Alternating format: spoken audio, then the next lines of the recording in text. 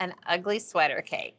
I already made the cake, and I'm also gonna make it easy because I'm using ready-made icing. So I put 2 pots of vanilla frosting, bought at the supermarket in little tubs, and I put them into this bowl with some green gel food coloring. Okay, I'm gonna keep mixing until this icing is the color of green that it is intended to be. Don't go away. So basically, I want to totally coat this cake in the green frosting. Okay, so now that the canvas of the cake is ready, I'm going to start adding the details. So I'm going to add, this is, by the way, store-bought icing as well. And I'm basically going to make a Y shape. And this is supposed to be like the fluffy trim of your Christmas sweater. And then it's just about decorating. I got to do buttons for the sweater. Oh, yeah. Okay, so I thought it'd be fun to do dark buttons. I'm already loving it. This is like a light strand. And then take bell-shaped candies and just kind of set them straight on the cake. You don't even have to unwrap them. Just kind of decorate to our heart's content here. Look. Isn't that cute? Okay, what about sprinkles? Yes. Okay, put one kind of sprinkle on this side. Over here. I'm basically gonna go too far on this and mess it all up. I'm gonna look for a sweater that looks exactly like this. A holiday brownie kit. So I have been browning the butter, and just in the last few seconds, it started to get that beautiful golden nutty color. And I have 2 kinds of chocolate to add at this stage. Chopped bittersweet chocolate and just unsweetened cocoa powder. So it's good to add it when the butter is really sizzly and hot, because then it'll take care of melting the chocolate for you. So I am gonna sweeten things up by adding regular sugar, a whole bunch, and powdered sugar. So now I have 6 eggs to add, and I'm gonna add them one at a time, stirring well after each one. So now it's time for the flour. So when the flour is just about all mixed in, that's when I add the 3rd kind of chocolate, semi-sweet chocolate chips. And I add them toward the end of making the batter because I want them to stay kind of together, and then when the brownies bake, they add just an extra richness and gooiness to the brownies.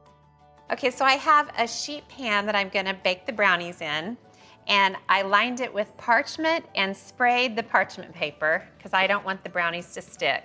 Okay, got it all spread out. The brownie batter looks incredible. So now I'm gonna bake the brownies, take them out and let them cool, and make the buttercream. I'll put them in a 350-degree oven for 30 minutes and let them cool. Next, I'll start the buttercream. I'll add 8 cups of powdered sugar to 4 sticks of room temperature salted butter, along with 2 teaspoons of vanilla extract, and beat them until they're smooth and fluffy. Then I'll divide the buttercream between 3 bowls, add green coloring to one, enough to get some really good color, and mix it in. I'll add red food coloring to bowl 2. Again, you want a really strong color. Mix that in. Take a brownie square, get to work with the colored buttercream, and decorate with fun holiday candy and sprinkles. How cute is that? I always have loved the holidays, but I love the holidays even more now because it means the kids are all gonna come home and things will be back to the way they always were. Not really, but I do get excited when my grown kids come back home to celebrate the holidays. It also means I'm gonna be doing a lot more cooking, so I thought I would give myself a little bit of a break and get ahead by making some food that the kids will love while they're home. So I was thinking a great big pot of Tex-Mex meatball soup would be just the thing the Drummond kids would dive into for dinner while they're home. I'm gonna actually put the soup in kit form in the fridge, and that way it's just ready to heat up and serve whenever they're here. So I started by sauteing some onion, and I'm adding some peppers. I've got red bell pepper and poblano peppers along with some garlic. such a delicious, flavorful combination for this soup.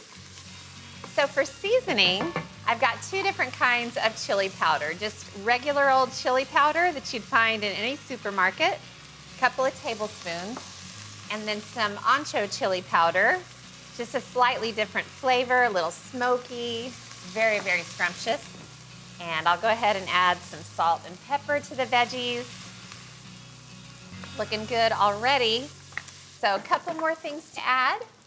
I've got some adobo sauce. This is just a can of chipotle peppers. I'm not adding the chipotle peppers. I'm just getting some of the sauce that they're packed in. And then a can of diced tomatoes and green chilies. And then just a can of chopped green chilies.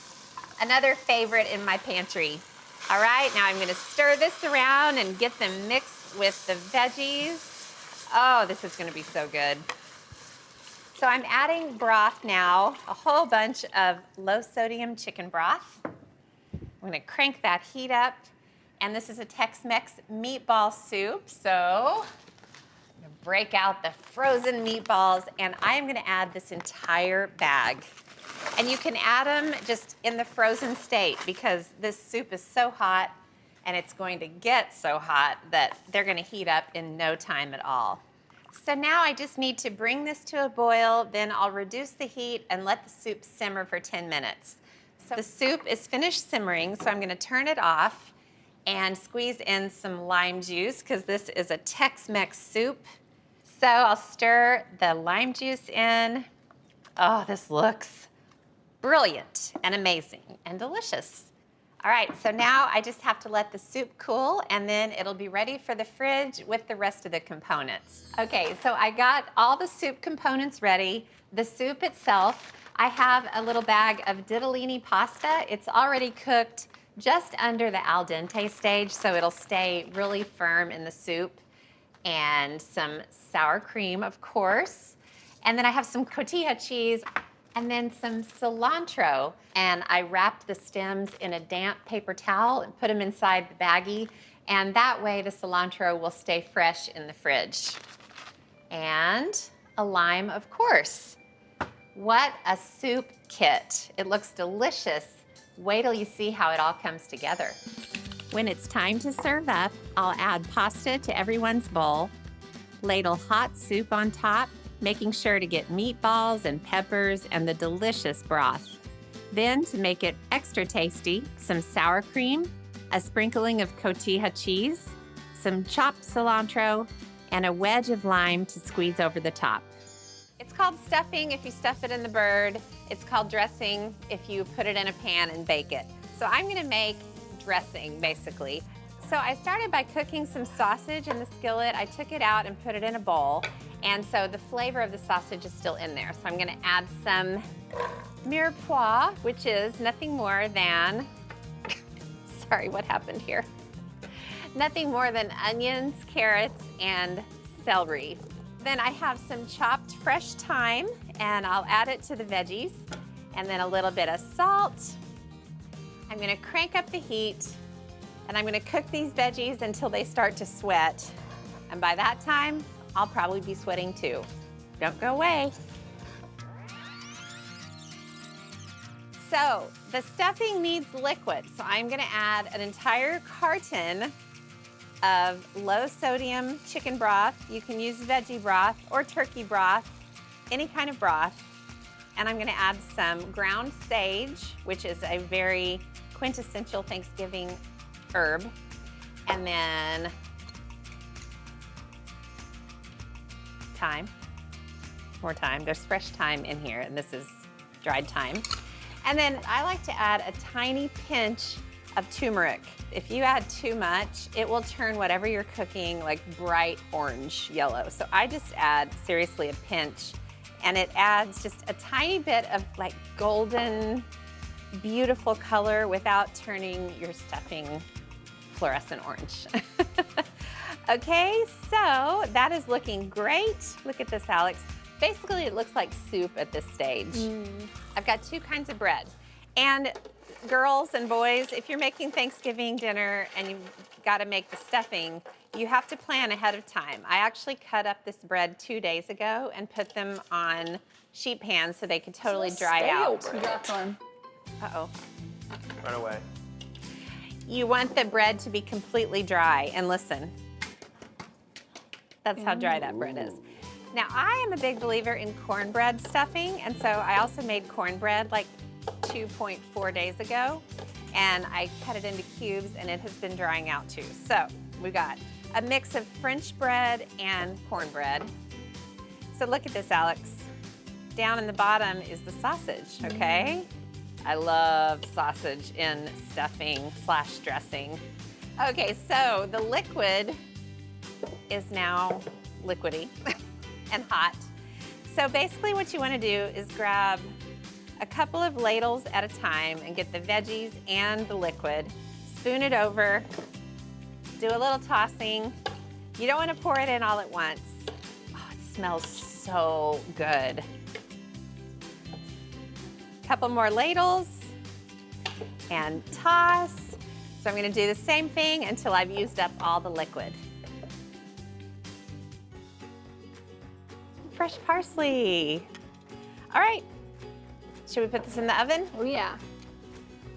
So I'm going to bake the stuffing at 350 degrees until the top gets nice and crisp and it's all heated through. Oh, it smells so good in this kitchen, I'm telling you. Here is the dressing / stuffing / dressing. Look, is that beautiful or what?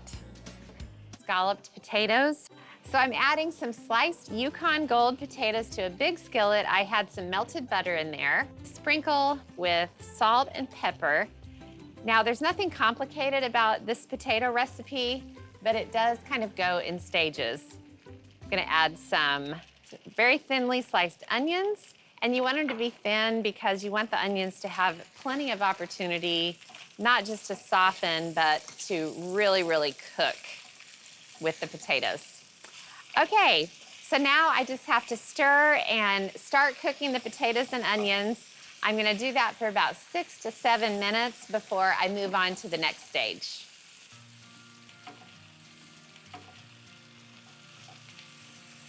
Okay, so the onions and potatoes are starting to soften. So for the next stage of cooking, I'm gonna add some garlic. And then I'm gonna add quite a bit of heavy cream because scalloped potatoes is definitely a creamy recipe. All right, and then I just need to stir a little bit just to make sure all the potatoes and onions are all coated in the cream. So now I'm gonna put the lid on and let it cook for another 6 or 7 minutes. All right, I'm gonna turn the heat off. This has been simmering away. And look, I'm not even gonna stir it at this point because the potatoes are looking absolutely amazing. They're very, very tender, and I don't wanna create kind of a mashed, mushed potato situation. So this is getting ready to go into the broiler, but first, I'm actually gonna add some strips of ham.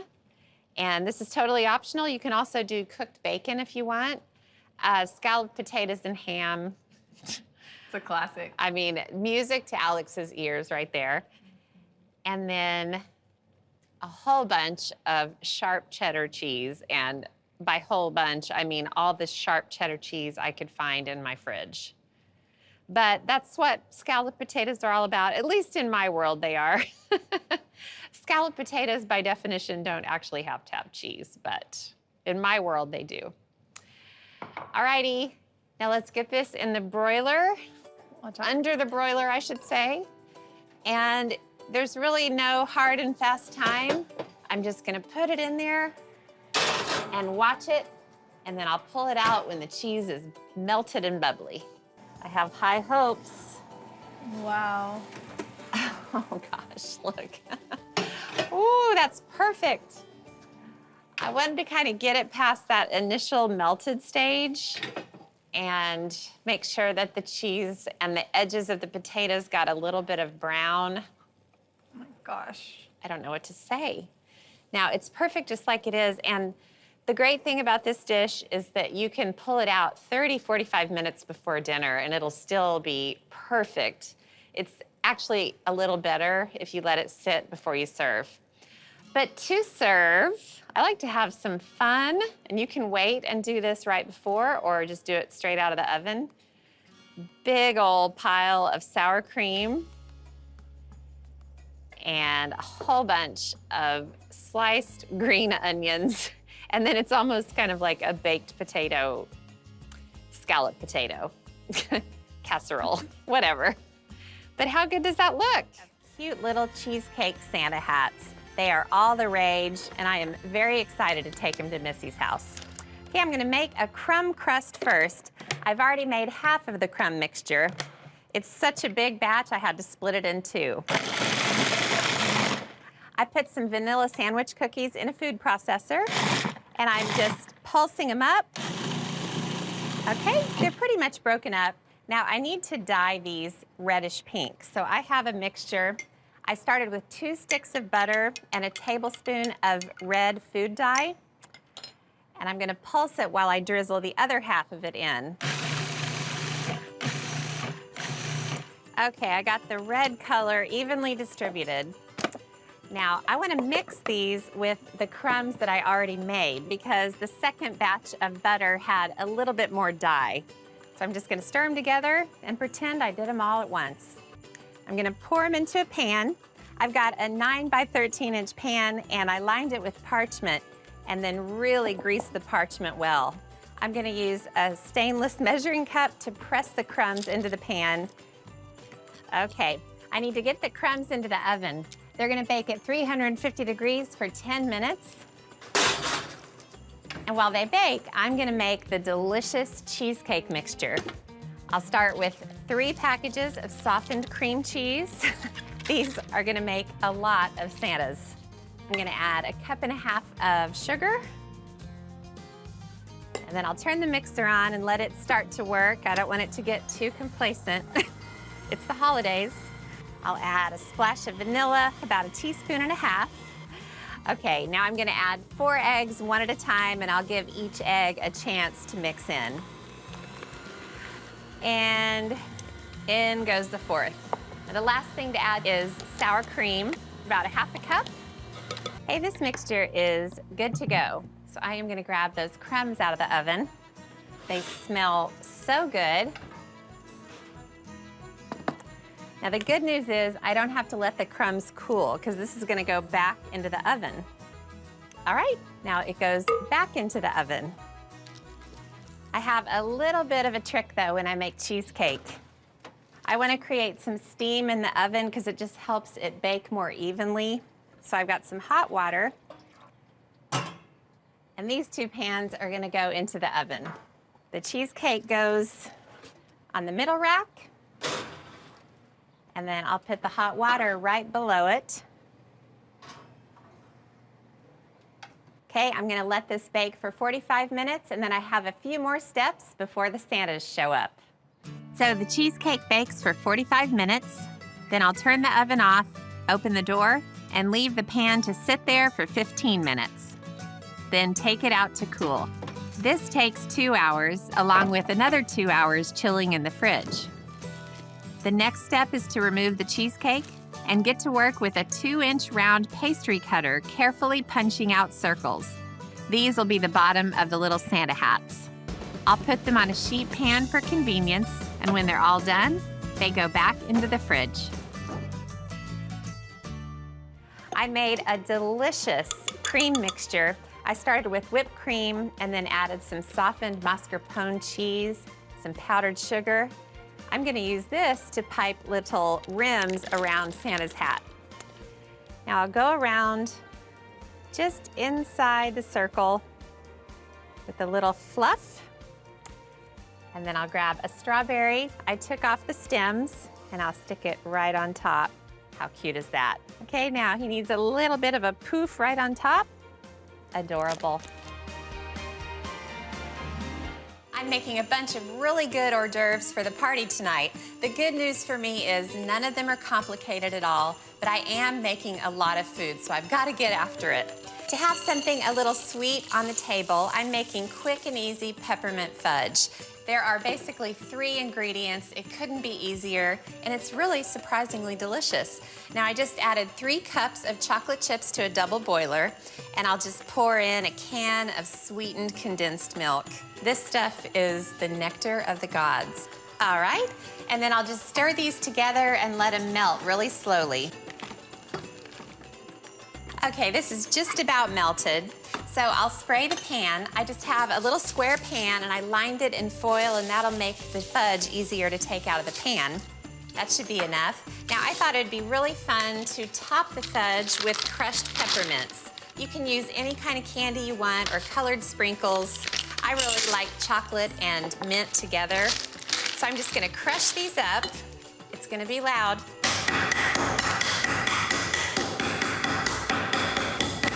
Goodness. The kids are gonna run in here in a minute and find out what's wrong. Okay, that's good. I still have some bigger chunks so you can see what the candy is, but mostly it's all broken up. All right, let me check the chocolate mixture. All right, it's great. Now, it's kind of like a marshmallow fluff texture at this point. This looks perfect. Now, I'll just pour it into the pan. And you have to act really fast. As soon as I get it in there, I'm gonna start spreading it out because it sets up really quickly. Okay, this looks just great. Now I'm gonna pop the pan in the fridge until the fudge is totally set, and then I'll cut it into squares for the buffet. I'll just lift the fudge right out of the pan, and this is the advantage of lining the pan with foil. And now I'm gonna slice the fudge into little squares and put it on this cake stand. Christmas sausages. Talk about a retro recipe. I'll do a little switcheroo of the pans. And the first ingredient of the sauce, appropriately, is cranberry sauce. This is just straight out of a can, my friends, so we are not getting too fancy around here. And then I'm gonna add some barbecue sauce, and then just a few more ingredients to add to the flavor. A couple tablespoons of soy sauce, and same amount of mustard. I'm using Dijon, but you can do a grainy brown mustard. Anything works. A squeeze or 2 of honey. Now I'm doing a lot of zesting today. I'm gonna zest in an orange. I swear, of all the things I'm making today, this is the one that reminds me most of my grandma. Oh, she used to make things like this all the time. Okay, I'm gonna stir this around. And if you don't have cranberry sauce, you can start with a jar of jam, really just anything that's sticky, a little bit sweet. Now there's a lot of sweetness in here, so I'm gonna balance it out with a little bit of salt. And then I just need to heat this up and let it thicken, and then I'll add the sausages and move things merrily along. I'm gonna finish up the Christmas sausages. The sauce is nice and thick and bubbling away. Now I have 2 pounds of smoked sausage, and I cut them in diagonal slices. And I'll just toss them, and that'll give the sausages a chance to heat up. You can also heat up the sausage in the oven while the sauce is boiling away if you want to save a step. But it won't take too long for these to get nice and hot. Oh gosh, that didn't take long. That sauce was so hot. Now I'm gonna put these into a chafing dish very carefully. It's nice to have a small handful of chafing dishes if you like to have holiday parties. Chafing dishes seem retro to me. My mom and her friends always had a bunch at their parties. They would actually borrow one another's.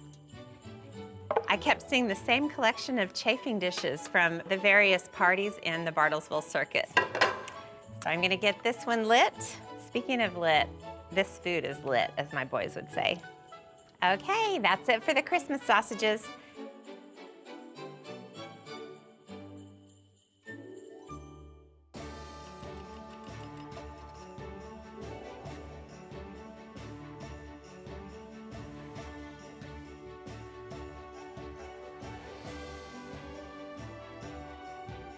pumpkin ginger snap cheesecake.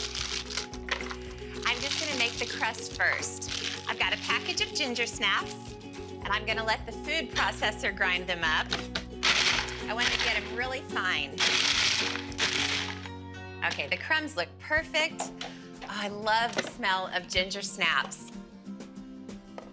I'll add some brown sugar and some chopped pecans. I chopped them pretty fine, and a dash of salt. There's a lot of sweetness in here. I'll just stir this together and mix it up. To bring the crust all together, I'll drizzle in some melted butter. This is about 6 tablespoons of butter, not too much. You just want enough to make the crumbs come together. All right, the crumbs look delicious. So I'll just dump them into a springform pan, and then I'll just use my fingers to press it into the bottom of the pan. And I want to bring the crumbs up along the sides of the pan by about 1/2 inch. Before I pour the filling into the crust, I'm just going to chill it for about 30 minutes. So while the crust chills, I'm going to go whip up the delicious filling. So I'm just gonna get a whole bunch of cream cheese into the mixer and beat it until it's soft, scraping the bowl once. I'll add a can of pumpkin puree and mix that in, scraping it again. Then I'll add 3 eggs, one at a time. That's the first, the second, and the third. Okay, now it's in with sour cream. And next, with the mixer on low, I'm gonna add sugar, cinnamon, nutmeg, and vanilla. I'll really scrape the bowl before giving it all one final mix. Okay, that's done. Ready for the next step. The crust should be all set. Yep, looks good. Now I'm just gonna pour this luscious filling right in. This stuff is divine, delightful, all the adjectives that begin with D that I can think of. I'll just spread this into a single layer. Lad dropped me off, and he actually has to go back out there and work a little bit. I'm sure he won't get as much done without me helping him, but he'll get by. All right, the cheesecake just needs to go into a 350-degree oven for about 50 minutes. Now, while the cheesecake bakes, I'm gonna whip up a delicious salted caramel sauce to drizzle over the top. Not only is it yummy on the cheesecake, but it's also good to drizzle over all the other pies that people are bringing. It's so easy to whip up. Here goes. I just get some butter into a pan, along with brown sugar, heavy cream, vanilla, and some salt. Then I'll gently whisk it for 5 minutes or so, just until it thickens. Now I'll just get the sauce into a jar. Oh, look at that sauce. So thick and rich. Dessert tomorrow can't come soon enough for me. Now this is the moment that the cheesecake gets freed from its pan. I put it on a cake stand and it goes on the island. And let's just pause for 1 small second for a dessert fantasy.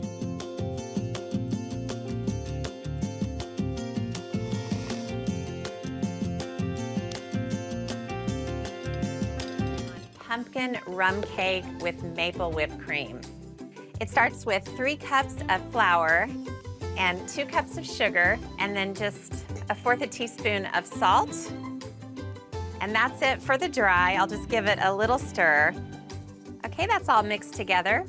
So that's the dry ingredients. Now I'll get started on the wet.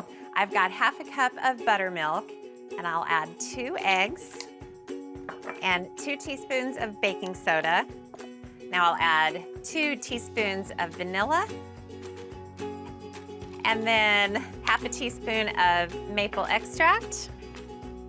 I have a saucepan with 2 sticks of salted butter, and I'm gonna add a can of pumpkin puree. I'm gonna add a couple of teaspoons of pumpkin pie spice. How good is this gonna be? And I'll give this a stir while it starts to heat up. So I've got a pot of water. It's just about to boil. And I'm gonna measure 3/4 of a cup.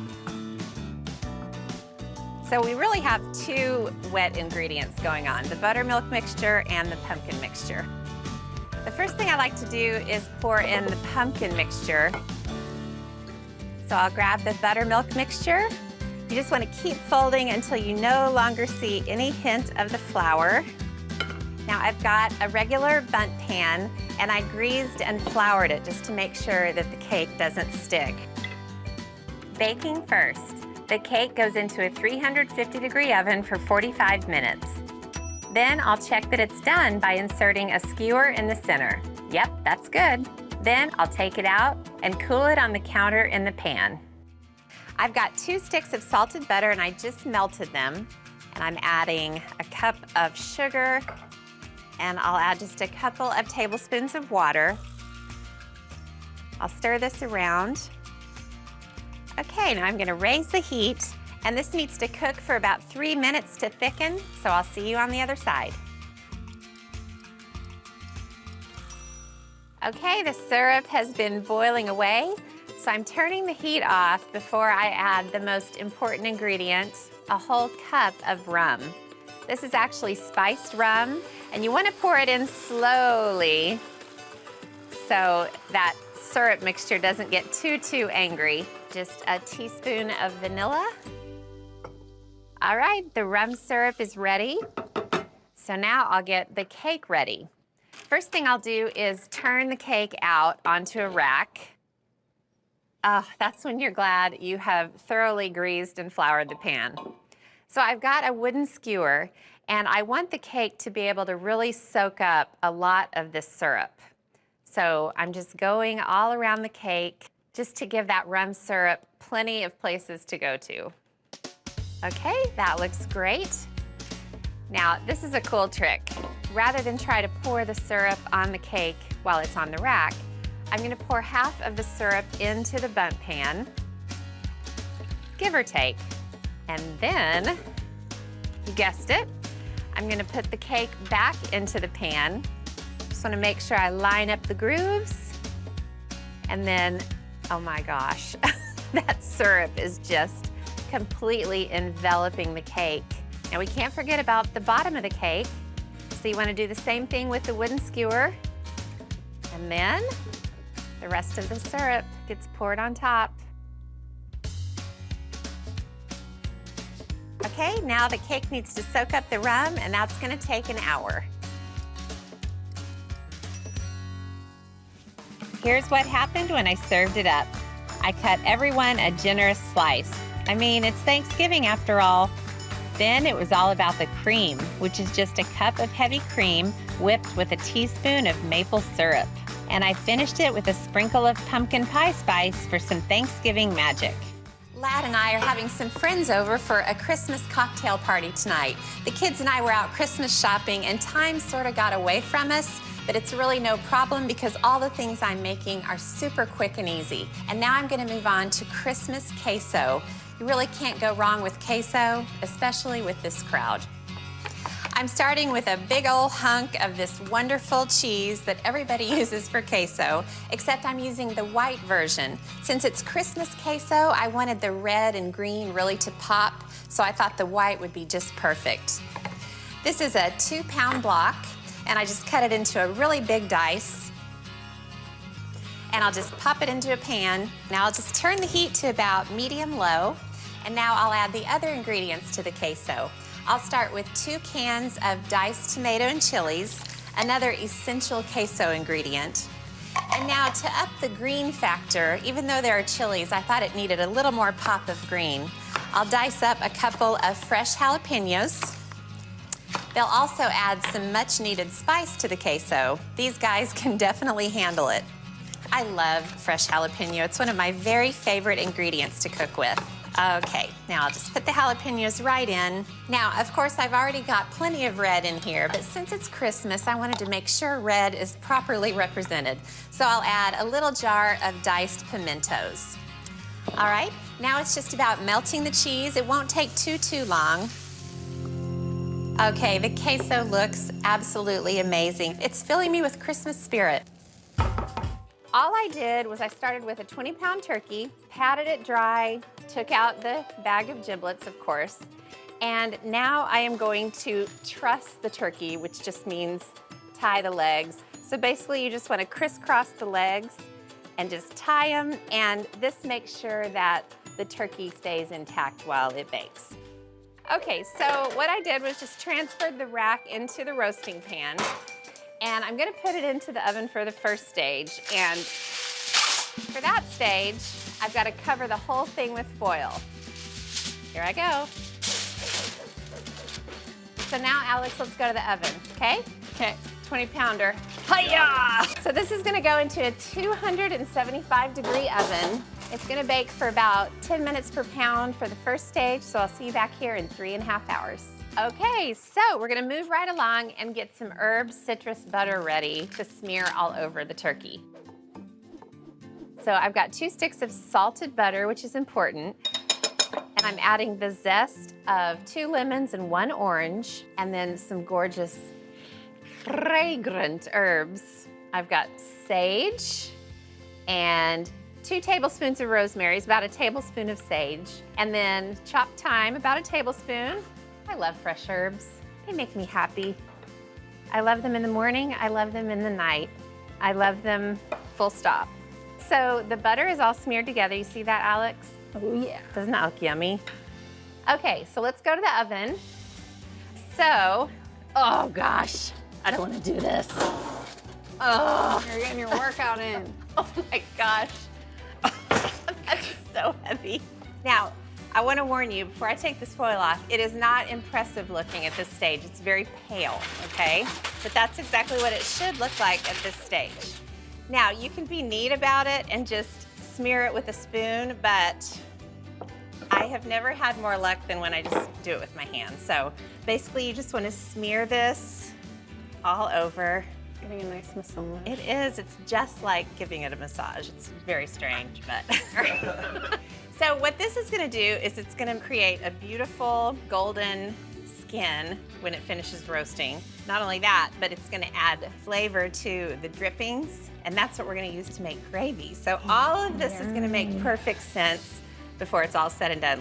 Okay, so I'm going to put it back into the oven, but before I do that, I want to put a meat thermometer in the leg, and you want to go right behind the joint, deep into the turkey, and that way you know that the temperature is basically registering the coldest part of the turkey, so you know it'll be done if this is right. So I'm going to leave it uncovered, put it back into the oven, turn up the heat to 350 degrees, and let it finish roasting. It's going to take about an hour and a half, and I'll baste it as I go. Okay? See you back here then. I think the turkey's ready. You ready for this? Oh, I'm ready. Ooh, it's... Oh, hello, my beautiful baby. Oh gosh, it looks amazing.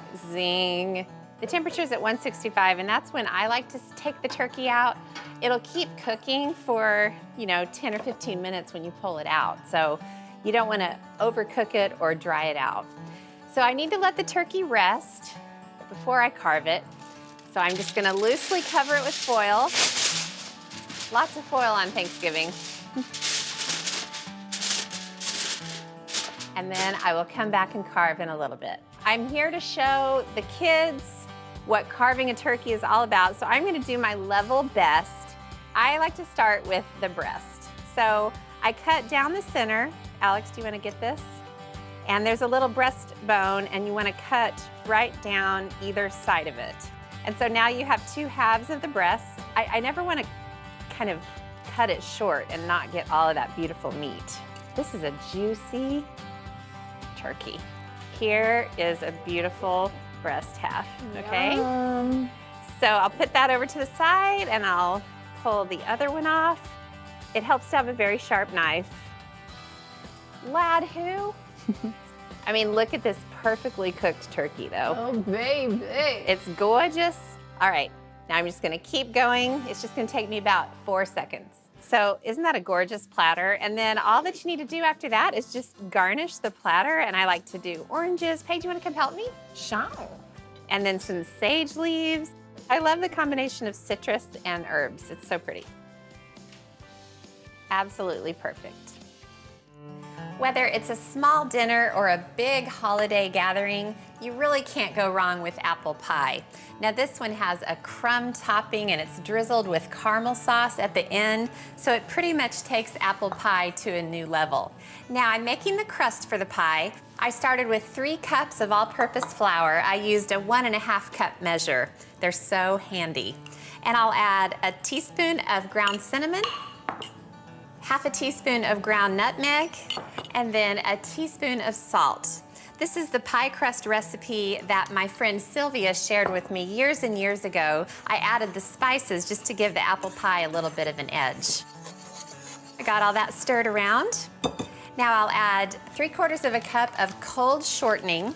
I just cut it into squares. And then the same amount of cold butter.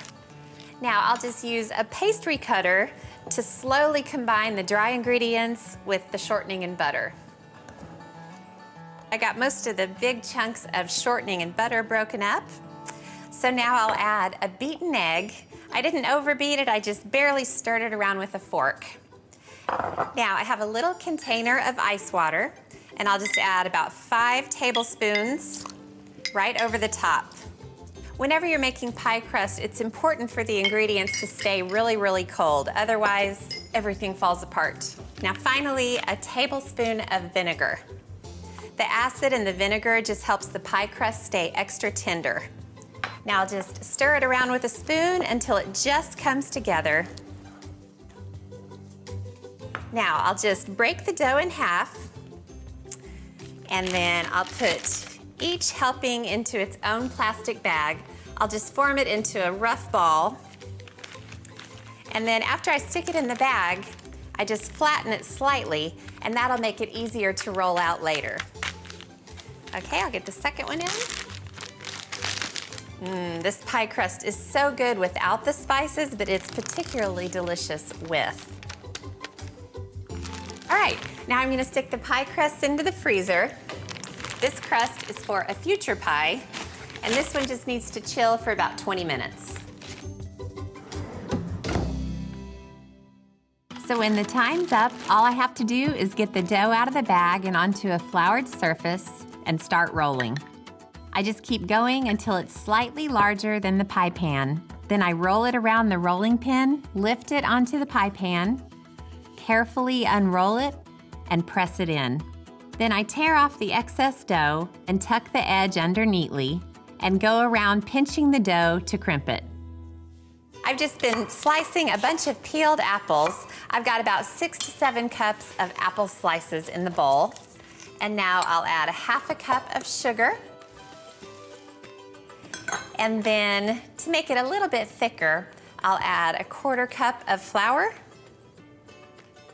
To combat all that sweetness, it needs a little salt, about 1/4 teaspoon. And then I'll slice a lemon in half, and I'll just squeeze in the juice of 1/2 of it.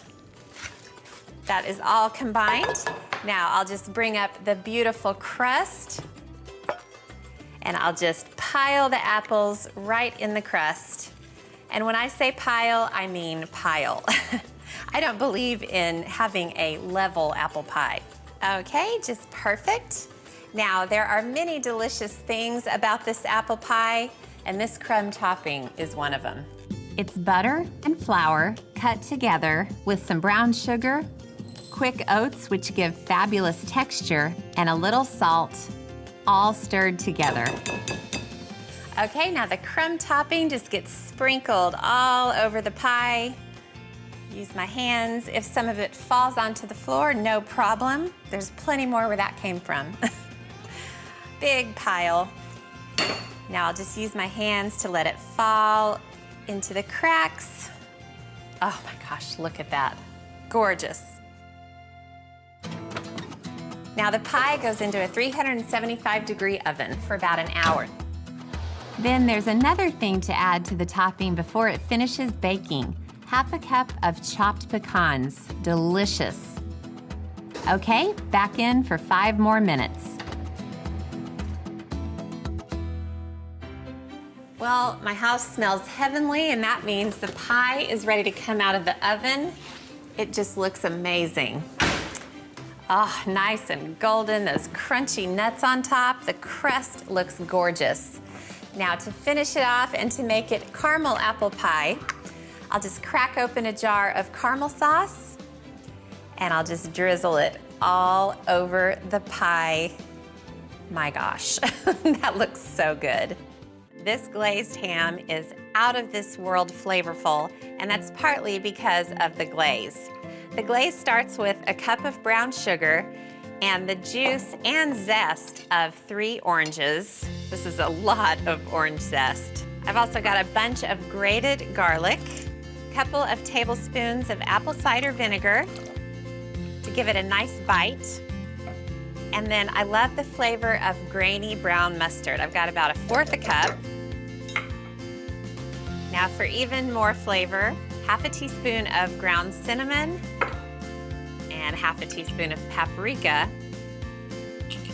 and the same amount of chili powder. And then of course some salt and pepper, just a healthy pinch of both. And then I'll stir this around and turn the heat to medium-high. Okay, now I need to let this glaze cook. I'm gonna stir it occasionally until it's nice and thick. It'll take about 10 minutes. Okay, I'm gonna turn the heat off and check out this glaze. It's really gotten thick in the saucepan. So now I can glaze the ham for the first stage of baking. I put the spiral cut ham cut side down on a roasting rack, and I'm gonna brush 1/2 of this glaze all over the ham. Now what I like to do is kind of use my fingers to spread apart the slices here and there and just try to tuck as much glaze as I can inside the slices.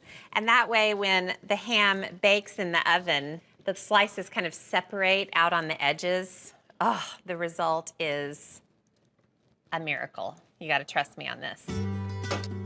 Now I'm gonna tint the ham with foil, but first I wanna add some water to the pan just to make sure everything stays nice and moist. Okay. Just put the foil around the edges of the pan. I'm gonna get this into the oven at 325 degrees for the first stage. So let me pick up the story from there. So I was baking the ham, and after 90 minutes time, I turned the heat up to 375 degrees, removed the foil, brushed on the other half of the glaze, baked it for 15 minutes, basted it, and put it back in for another 15 minutes. And after all that baking and glazing, this happened. It was the big ham moment as I opened the oven to reveal a gorgeous caramelized glazed ham. Oh my goodness, it's a thing of beauty. Green bean casserole is a classic comfort food, and it's perfect for potluck. I see it at pretty much every potluck we ever have at our church. I've got some butter that I melted in a pan, and I sprinkled in 1/4 cup of flour. And I'll just whisk this together. I'm basically making a roux as the basis for a sauce. And I'll just let that cook around for a couple minutes. And while that's cooking, I'll measure some milk and 1/2 and 1/2, which I think makes for a pretty darn good green bean casserole. I'll do 2.5 cups of whole milk and a little 1/2 and 1/2, about 1/2 a cup. All right, this is cooked and it's looking good. So I'm just gonna pour the milk and whisk it as it goes in. With the classic green bean casserole, creamy soup is one of the ingredients. So this is sort of to replace the creamy soup. All right, this is gonna take a few minutes to bubble up. I'm gonna go ahead and season it with a little salt, plenty of pepper. Why is black pepper so good in white sauce? They just go together. And a little cayenne. This is another thing that sets it apart from the traditional green bean casserole. It's got a little bit of a kick to it. Now I'll just let this cook for a few minutes and thicken and bubble up. And I'm gonna grate some cheddar cheese. You can also do Monterey Jack cheese, which would keep the dish nice and white and creamy. Okay, now I'll let the cheese melt into the sauce. This is gonna turn into a wonderful, delicious cheese sauce. And then I'm gonna add this skillet full of utter deliciousness. I just fried 4 slices of bacon cut into pieces in a skillet over medium heat for about 2 minutes. Then I added a half a large onion that I diced, a finely diced red bell pepper, 3 cloves of minced garlic, then cooked them for 3 to 5 minutes. Oh, this smells so good. Bacon smells good no matter what you cook it with. Then I'll just stir it. And that's the sauce for the green bean casserole. Okay, now for the green beans. I blanched these green beans, and that's part of what sets this apart from your average green bean casserole, which is commonly made with canned green beans. I just blanched the green beans, threw them into boiling water for about a minute, minute and a half, and then I plunged them into ice water to stop the cooking process. And what that did is it just brightened them up, made them really, really beautiful and green, and it's gonna let them stay crisp in this casserole. All right, I'll just even those up. And then the sauce gets poured all over the top. Oh my word, this looks good. And it smells good. It's gonna taste good. Who knew green bean casserole could be so decadent? Yummy. Then I'll just spread it to even it out. And then for the top of the casserole, I like to use panko breadcrumbs, which are nice and crisp and crunchy. The traditional topping for green bean casserole is usually French fried onions or crumbled potato chips, and I like those too. But this is just a nice updated change. All right, you gotta try this. It is so good. Now I'm just gonna cover it up, stick it in the fridge, and then in the morning before church, I'll bake it.